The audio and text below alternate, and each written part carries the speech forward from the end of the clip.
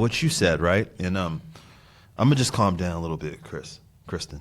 But yeah, this is on a biblical molecular level, and it was foreshadowed in the Bible that this would never this would never happen. The fight can't happen. It can't happen. It won't happen, guys.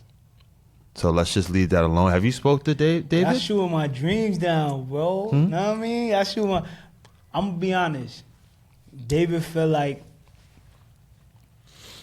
Canelo is, he had a point in his career where he don't want to risk taking a beating. But in my opinion, I feel like towards the maybe last fight of his career, I think he'll fight David Benavidez. That's just my opinion. It would be like Oscar and Chavez. Not so much respect for Chavez. You know what I mean? Listen, if Canelo did that, which he won't,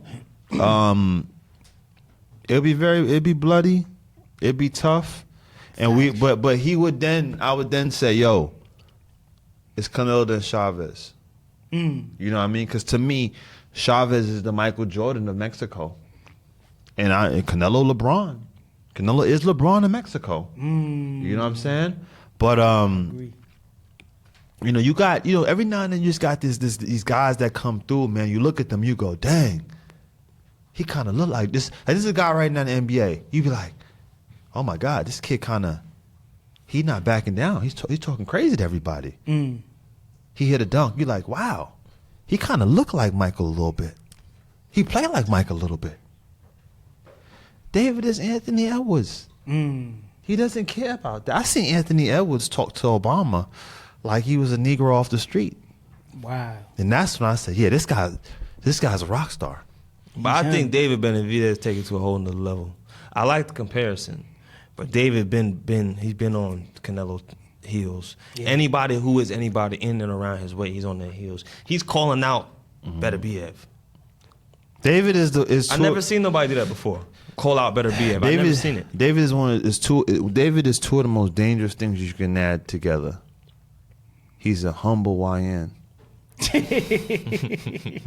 He's a humble YN. Canelo sees it, and he's not messing with it. He's not going to the hospital for David Flats. Canelo's not going to the hospital for you or me or any of us. Yeah. Two of the realest fighters in the game right now, I have to give them their flowers, man, is Terrence Crawford and David Benavidez. I don't think it gets no really, like, them guys would really fight anybody. I agree. Anybody and everybody. And the only time Terrence was like, I'm good off fighting somebody, it was right. He was fair. He just beat Errol Spence, and the IBF tried to force him to fight Boots. He was like, no. Oh yeah, Boots. That was weird. Boots. I didn't like that. Yeah, Boots. Great segue. My man. Boots, you petty, bro. Petty Boots. I'm not gonna lie, man. It was like you broke up with your shorty. You know what I'm saying? And then you like, yo, I'm done with you. You're done with me. And you go on Instagram, and she posted it up with the next dude. It's like, did you always have this dude in the cut? I wake up. Matter of fact, I was already awake. I was listening to my Will Smith CD. Dream Killer put me on Will Smith. Shout out Dream. I scroll on Instagram and I see Boots weighing 190 pounds, stand next to Canelo Alvarez like this. And they just sparring together. Boots hitting the Canelo Alvarez bag, preparing him for Terrence Crawford. And I didn't know how to feel about it. I felt betrayed. And I was like, wow, you helping Canelo for this. And I was flabbergasted. And I was like, who else could you prepare for, Terrence Crawford? But I said, you know what? Boots is a very humble guy. But somewhere in him, he's like, I'm going to show you. You give me that fight, I'm going to show you. Touche. Jerome, I don't even think it's good sparring for Crawford, really. Come on, Chris. Come on, Chris. Yo, you looking at me like I got 5 heads. Come on. I'm just saying, they don't really fight nothing alike, if you really think about it. Terrence Crawford ain't your textbook slick southpaw, really. He's a strong dude with incredible fundamentals who knows how to be slick. He's really coming to punch on you. And now Boots is coming to punch on you too, but in different fashion. As where a Boots will throw 6 shots and then get hit and then throw 6 more, Terrence is setting you up for put you in certain places, with certain positions to hit you, hurt you, and finish you. So I think it's a different style. Boots is the I new. think Boots got more speed, better combination, and more athletic all around. But Crawford is stronger, has better timing and punch variety. Boots is incredible. They just both dark skinned. Yeah, they both dark skinned. So I feel like they should be together. I feel like they should stuck together on that one. But he might be telling them something. But check this out. I thought about it, man. I've been watching Boots, right? And I think Boots can take them shots he's taking from harder punchers too. I'm getting ready to give Boots this label. I said, yo, I think Boots is like real deal on the highest level. And it hit me. I said, Boots is the Holyfield. Boots is the new Holyfield. Nah, he is. You hit him? No, bro. Think about it. Boots hit you. Shoot off with a 3-piece. Boom, boom, boom, boom, boom. You hit him on his chin. Boom, right? What does he do? Boots hits you with 8 more. Yeah. And I'm seeing him do it over and over and over again. And I'm like, yo, that's who he reminds me of. The Holyfield type of. And that's high praise for me. But I'm starting to look at it, bro. I'm kind of like, he has one more. If he does it against like a Virgil Ortiz, which will never happen, just because they're never going to fight. But somebody in the top 154, bro, like, he reminds me a lot of Holyfield. And that's why I was going to dispute that, right? Because he hasn't fought the level of opposition to say he's a Holyfield. Because, don't get me wrong, it took me a while to be high on Boots, but I'm rocking with Boots somewhat. You know what I'm saying? Before, he was getting so much praise. I had one guy who goes by the name of Dennis Douglas, shout out Mama's boy. He told me Boots is the best fighter in boxing during the pandemic. So this 2020. And I said, how? Fine. I don't think Boots was a world champion around that time. He said Boots is the best fighter in boxing, hands down. But now I'm starting to see why a lot of fighters is heavy on Boots. But I want to say I wouldn't compare him to Evander Real Deal Holyfield at this point in his career, because he didn't fight the level of opposition that Holyfield fought. We never know. For all we know, he might get in there with a Virgil Ortiz and fold. Not saying he would. That'll never happen though, because they're never gonna fight. They're never gonna fight. But It's a great point though. But when we talk about his level of opposition, right? We gotta see. We gotta see, because let's say he's running through these guys. He's smacking these guys right now. You know what I'm saying? Yeah. Lower level opponents. C plus opponents. He's running through them. But now once he get to that 8 plus level, which is, by the way, the reason why I believe he went to spar with Canelo, because Bud wouldn't fight him. So I feel like he feels like Bud is keeping him from hitting that pinnacle. Why he feels so confident to fight Bud, I don't know. But he feels he could beat him, respecting him.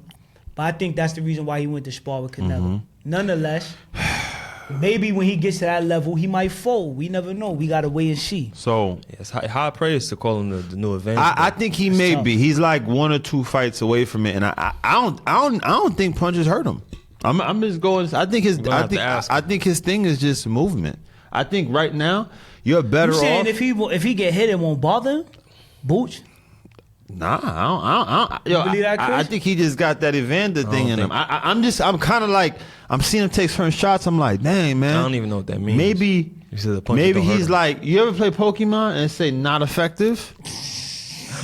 I love Pokemon. You ever water type Pokemon and you use flamethrower and it says not very effective? Yeah. And they hit you with a water gun and you die? A hydro pump? I'm starting to think that maybe. It's crazy. And if he get past 154, I'm be like, yo, man, it gotta be movement. It gotta be a slick mover type of guy. You know? But look, we gonna see. In other news, boxing's back, y'all. Boxing is back. Thank you, boxing. We have a lineup of great events coming up to end the year off. This third and fourth quarter is going to be amazing. To start off, we're going to start with the little smaller fights right now, right? We got Virgil Ortiz versus Erickson Lubin. Yeah. That's happening in November. That's big. It's on BoxRec right now, scheduled. That's going to be a great fight, great event. Is that for a world title? I don't know. I'm not sure. It's a 12-round fight, so I believe it is. I got Erickson by stoppage. Yo, let me tell you something. Let me help y'all win some money. If you guys want to win some money, I think that Erickson will probably, by people that don't know boxing, I wear glasses. I know boxing. I say Erickson by stoppage, right hook, stoppage. Whoa. Around round 8 or 9. Yeah, you're going to stop him. Yeah. See, Erickson has seen that style so much, man. You know, Erickson at a young age won the Pan Am Games. I've seen him run through tournaments. I sparred Erickson Lubin. Erickson Lubin is the truth. And I don't think that Ortiz will have the power to really hit him with that right hand. I think he shows the right hand too much. And I'm going with Erickson Lubin for a big upset stoppage. They're gonna fight twice. They're gonna fight more than once. I see a stoppage. If you look at him when Ortiz fought that other guy, and he couldn't get away from him, and he was just the dude before him, Boachuk, right? Thank you, Stat Baby. When he fought Stat Baby, we know all the stats.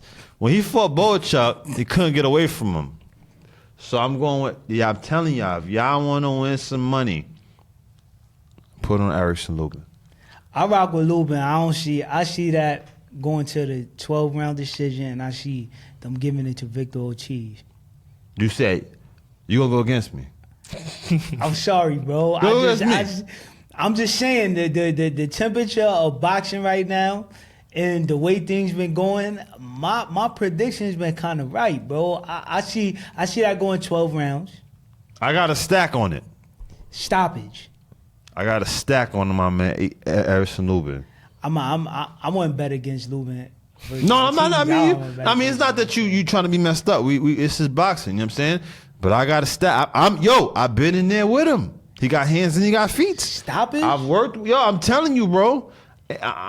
The way I just see it, because I feel like he's gonna be so comfortable with him in the ring because of the styles that he's seen. I just think that he shows too many shots. And I see him I see him violent. And I think he's fought better fighters, bro. Since 21, he's been in there with Charlo. He took punishment though, bro. What? Like against Lubin the two against Charlo caught him and bro, who could be like nobody could Somebody's getting knocked out. Somebody getting knocked out. You don't see that going 12? No, I don't see it going 12. When I look at it, right? Erickson Lubin fought Jesus Ramos, boxed Jesus Ramos shorts off. Mexican style, come forward, hands high. Strong. Okay, Virgil is a better, kind of like the best version of that Mexican come forward style. With a good jab, head movement, keep his hands up, and footwork, right? But I kind of do think it's tailor-made for Erickson Lubin. Because Erickson Lubin, like, if you watch the fights where he got caught, right? He got caught trying to come forward. Like when he fought Charlo clipped him. But he was trying to press Charlo, and Charlo caught him, hit him with the trap uppercut. Bow, right? Fundora, same difference. He's trying to walk Fundora down and beat on Fundora, and he's hitting him. Fundora's hitting him with uppercuts. So now as I see that Jesus